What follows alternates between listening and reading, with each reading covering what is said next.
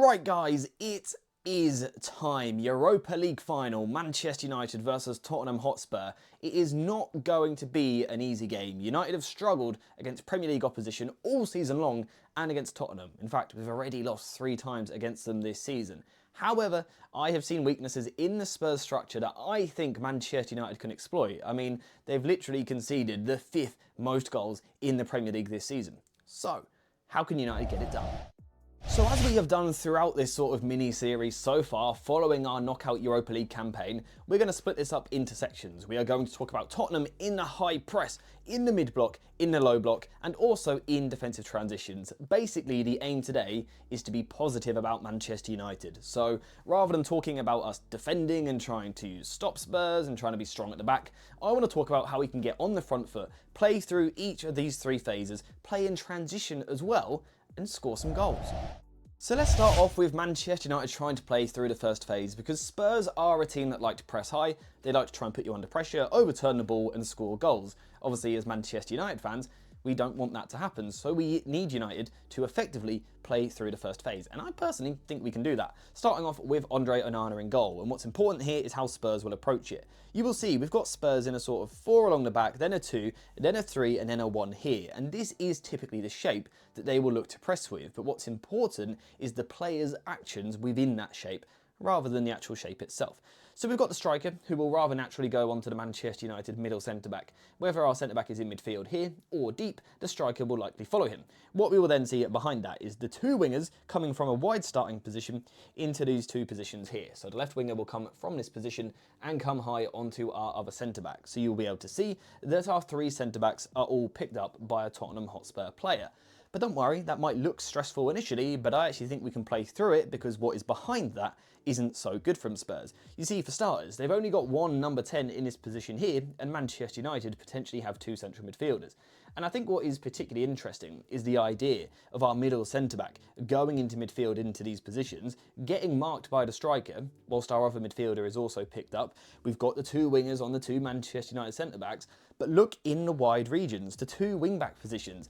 This is an area where United have had success throughout the Europa League campaign, really, and I think it can continue in this game.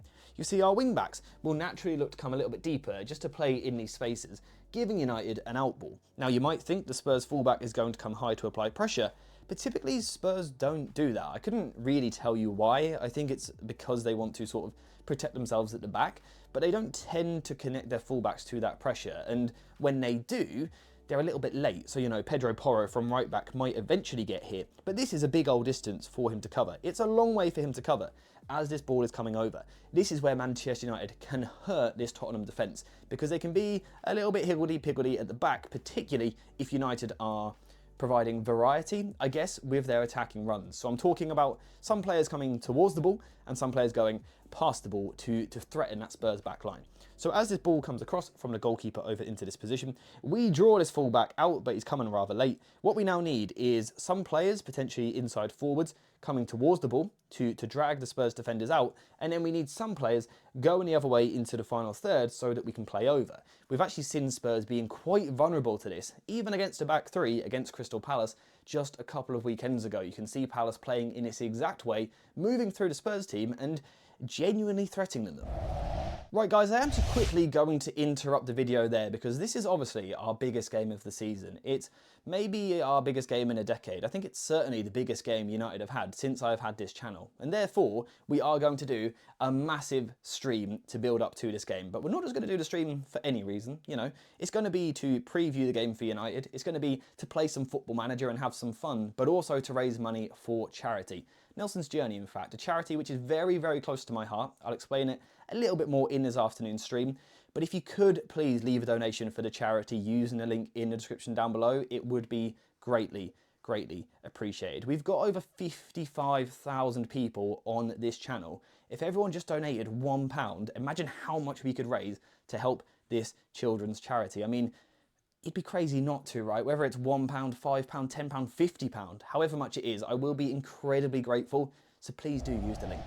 Now, with Spurs being a team that are generally quite frail from a defensive point of view, I also think there'll be situations where United can get on the ball and actually take their time, particularly in the middle third. There will be situations where we see United knocking the ball round the back here, trying to break down this Spurs block. So the question is, how can we do that? How can we be effective against Spurs?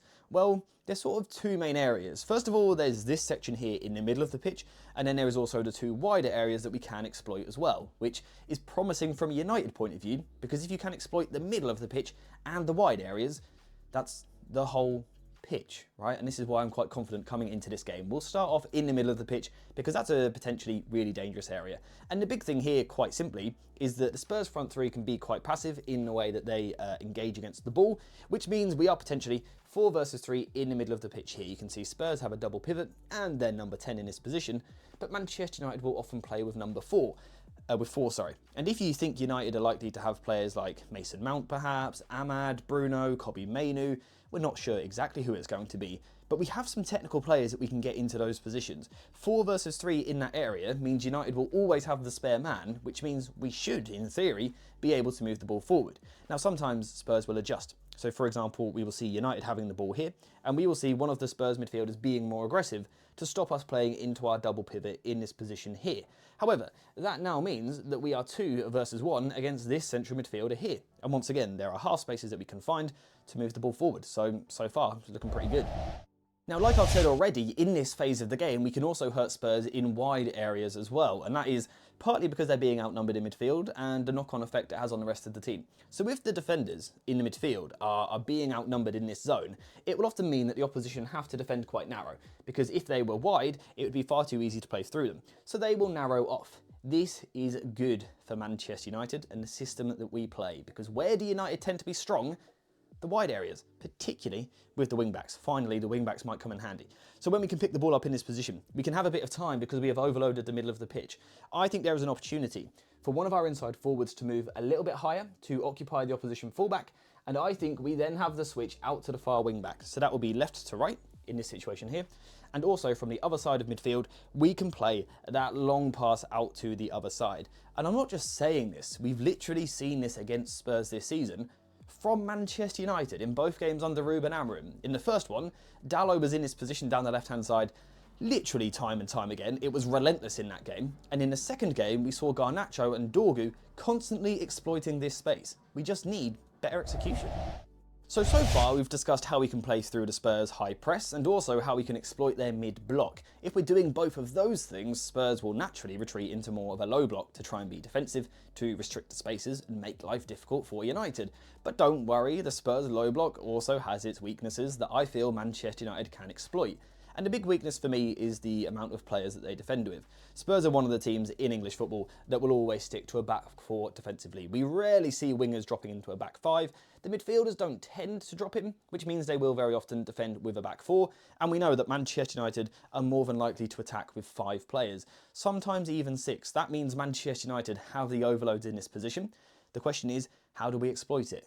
2 versus 1s out wide. For me, that is the play. Unfortunately, this is an area where Manchester United have improved massively since we last played Spurs. You think someone like Garnacho, he is in much better form than what he was 3 months ago, and I think United can exploit these positions, because as we move the ball wide to the wing-back in this position here, the full-back has to come across to him. This is when we can find our inside forwards underlapping into the final third, and perhaps we can get ourselves into that situation where we attack the byline and then cut the ball back towards the edge of the penalty area before then finishing into the far corner.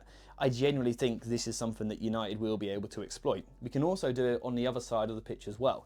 Let's imagine on the other side we've got, let's call this Ahmad for example, and let's say we've got perhaps Mason Mount in this pocket here.